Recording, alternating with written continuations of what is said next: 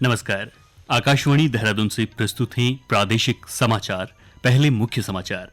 प्रदेश में प्लास्टिक मुक्त उत्तराखंड, स्वच्छता और फिट इंडिया मूवमेंट के लिए बेहतर कार्य योजना के साथ अभियान चलाए जाएंगे। राज्य में यूसीसी के दायित्वों का निर्वहन करने के लिए डॉक्टर वी षणमुगम को महानिबंधक नियुक्त किया गया। सूचना और प्रौद्योगिकी मंत्री अश्विनी वैष्णव ने कहा, भारत जल्द ही एआई का अपना आधारभूत मॉडल तैयार करेगा। और 38वें राष्ट्रीय खेलों में वुशु में उत्तराखंड ने पहला स्वर्ण पदक जीता। प्रादेशिक समाचार के साथ मैं जयवीर सिंह और अब समाचार विस्तार से।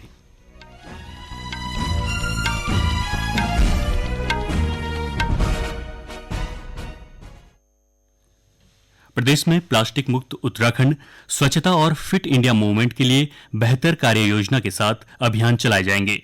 मुख्यमंत्री पुष्कर सिंह धामी ने आज नई दिल्ली स्थित उत्तराखंड सदन में वर्चुअल बैठक के दौरान अधिकारियों को ये निर्देश दिए हैं। उन्होंने कहा कि इसमें जन जागरूकता के साथ ही जन सहभागिता की दिशा में विशेष प्रयास किए जाएं।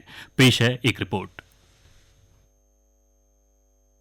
मुख्यमंत्री ने कहा कि प्लास्टिक मुक्त उत्तराखंड अभियान को और अधिक व्यापक स्तर पर चलाया जाए। उन्होंने इस अभियान को सफल बनाने में स्कूलों, कॉलेजों, गैर सरकारी संस्थानों और व्यापारिक संगठनों को भी जोड़ने पर बल दिया। मुख्यमंत्री ने केदारनाथ धाम की तरह राज्य के अन्य धार्मिक स्थलों और पर्यटक स्थलों पर प्लास्टिक बोतल पर QR कोड की व्यवस्था करने के भी निर्देश दिए। इससे प्लास्टिक कचरा प्रबंधन में काफी मदद मिलेगी। इसके अलावा मुख्यमंत्री ने कूड़े का डोर टू डोर कलेक्शन 100% करने, गीला और सूखा कूड़ा अलग अलग रखने के लिए लोगों को और जागरूक करने को कहा।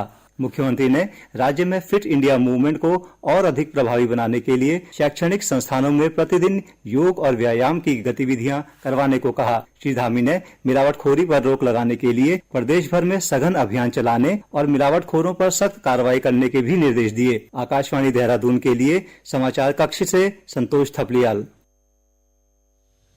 प्रदेश में समान नागरिक संहिता यूसीसी के दायित्वों का निर्वहन करने के लिए वित्त सचिव डॉक्टर वी षणमुगम को महानिबंधक नियुक्त किया गया है। इस संबंध में अपर मुख्य सचिव आनंद वर्धन की ओर से आदेश जारी किए गए हैं। गौरतलब है कि प्रदेश में गत 27 जनवरी को मुख्यमंत्री पुष्कर सिंह धामी ने यूसीसी नियमावली और पोर्टल को लॉन्च किया था। इसके बाद से ही प्रदेश में यूसीसी लागू हो गया है। मुख्य सचिव राधा रतूड़ी ने सभी जिलों के मुख्य विकास अधिकारियों को प्रत्येक जिले के एक स्थानीय उत्पाद को हाउस ऑफ हिमालयाज ब्रांड के तहत मार्केटिंग और ब्रांडिंग के लिए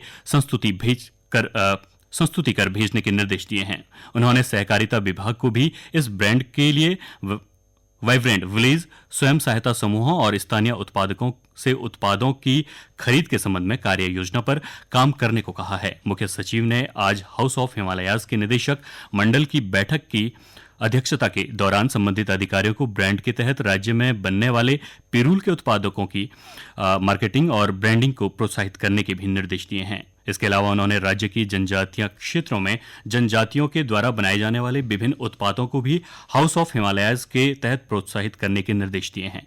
बैठक में जानकारी दी गई कि हाउस ऑफ हिमालयाज से अभी तक 3000 महिलाएं जुड़ी हैं, जिनके उत्पादों की सीधी खरीद कर अम्ब्रेला ब्रांड द्वारा की जाती है। राष्ट्रपिता महात्मा गांधी आज 77वीं पुण्यतिथि है। यह दिन शहीद दिवस के रूप में मनाया जाता है। मुख्यमंत्री पुष्कर सिंह धामी ने नई दिल्ली स्थित उत्तराखंड सदन में राष्ट्रपिता महात्मा गांधी को श्रद्धांजलि अर्पित की। वहीं श्री धामी ने शहीदों की स्मृति में 2 मिनट का मौन रखकर श्रद्धांजलि अर्पित की। सचिवालय में भी मुख्य सचिव राधा रतूड़ी की उपस्थिति में भी सभी अधिकारियों ने 2 मिनट का मौन रखकर शहीदों को श्रद्धांजलि अर्पित की। भारतीय स्वतंत्रता संग्राम में बलिदान देने वाले शहीदों को स्मरण करते हुए पूर्वाह्न 11 बजे प्रदेश के सभी जिलों में भी 2 मिनट का मौन रखकर शहीदों को नमन किया गया। इलेक्ट्रॉनिकी और सूचना प्रौद्योगिकी मंत्री अश्विनी वैष्णव ने कहा कि भारत आने वाले महीनों में एआई का अपना आधारभूत मॉडल तैयार करेगा। श्री वैष्णव ने नई दिल्ली में आज मीडिया को बताया कि भारत का एआई का आधारभूत विश्व के श्रेष्ठ मॉडल की बराबरी वाला होगा। यह model India AI computer facility द्वारा संचालित होगा। A major pillar of the India AI mission will be to have series of applications which are useful for our people. Healthcare, education, agriculture, logistics, weather forecasting, flood forecasting, snow forecasting, measurements which are affecting a large number of people. That's a major focus of the applications. And I'm very happy to say that 18 applications have been selected for first round of funding. Shri वैष्णव ने कहा कि भारत का अपना AI model विकसित करने संबंधी प्रस्तावों की एक रूपरेखा तैयार की गई है। उन्होंने एक एआई सुरक्षा संस्थान स्थापित किए जाने की भी घोषणा की है। उन्होंने इंडिया एआई मिशन की प्रगति का उल्लेख किया, जो पहले ही अपने प्रारंभिक ग्राफिक प्रोसेसिंग यूनिट जीपीयू लक्ष्यों से कहीं आगे निकल चुकी है। श्री वैष्णव ने कहा कि 18,693 जीपीयू के साथ एक सामान्य गणना सुविधा का भी शुभारंभ किया गया है। आने वाले दिनों में यह सुविधा स्टार्टअप, अनुसंधानकर्ताओं और डेवलपर्स के लिए उपलब्ध होंगी।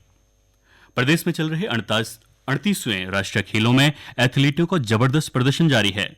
आज पुरुष वर्ग में वुशु प्रतियोगिता में उत्तराखंड ने पहला स्वर्ण पदक जीता। वहीं शूटिंग में तमिलनाडु की नम्रता नितिन राजू ने 10 मीटर एयर राइफल में स्वर्ण जीता, जबकि हरियाणा के अनीश ने 25 मीटर रैपिड फायर पिस्टल में पहला स्थान हासिल किया।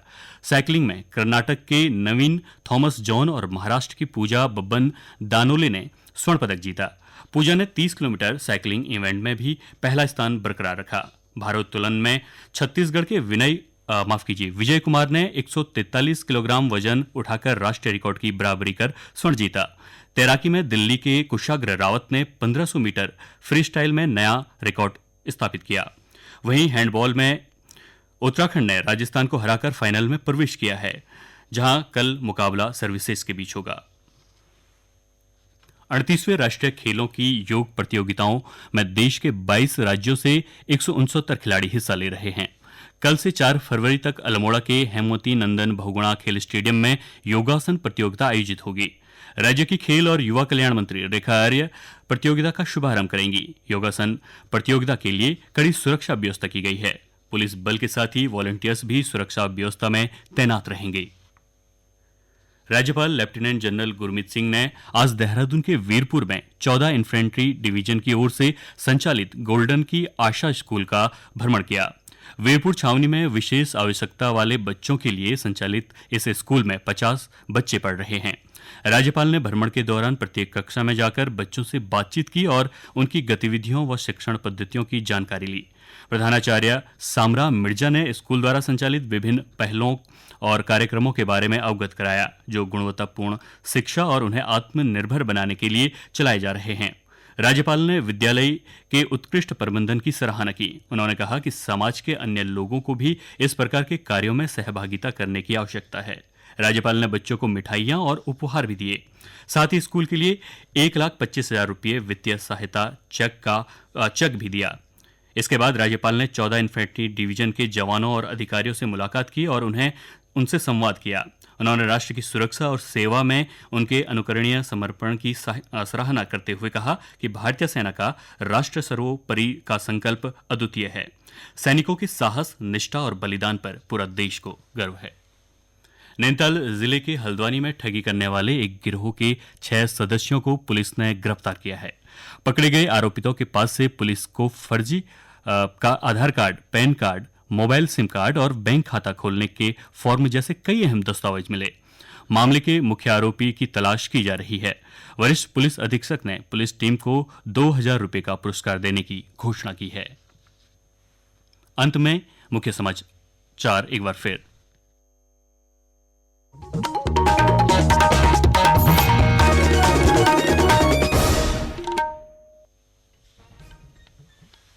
प्रदेश में प्लास्टिक मुक्त उत्तराखंड स्वच्छता और फिट इंडिया मूवमेंट के लिए बेहतर कार्य योजना के साथ अभियान चलाए जाएंगे।